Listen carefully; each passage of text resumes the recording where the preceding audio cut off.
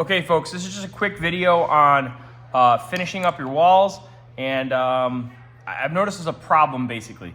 And the problem is people start building the walls, they get to video 2 and they just build the wall all the way across, and they forget that they are required to put in 2 windows and 1 door into their project. So just be mindful of that. I do not care about the size or the placement of the windows. The windows can go anywhere you want, and they can be any size you want. If you want to make a window that's, like this wide or super tall or skinny, whatever, that's fine. All your windows just have to have jack studs. These are jack studs. They have to have a sill, okay?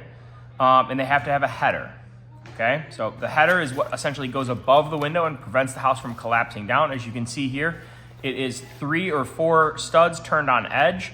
Normally it would just be 2, but because of our weird aspect ratio of building stuff, it's 3 or 4.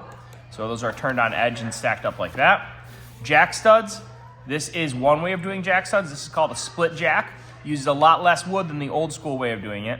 What you have here is you have a jack stud essentially that's going from the header, stopping at the sill, and then continuing beneath. It's a split jack. Conversely, over here you have continuous jacks, or regular framing, right? And that is where your jack stud goes from the header all the way to the bottom. Next to that is a king stud. This is a king stud. This is a king stud. Right, a king stud is essentially just a regular stud you've placed specifically for a window or a door. Doors are easier. Doors, you just got 2 jack studs on either side supporting the header.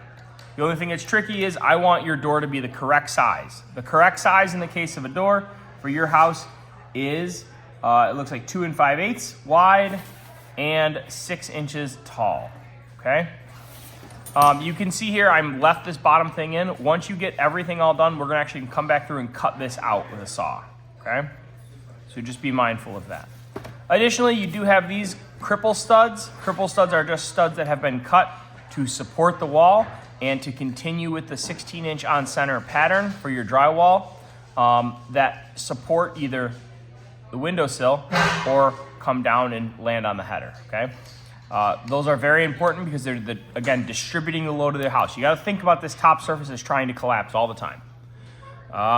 Get it done, guys.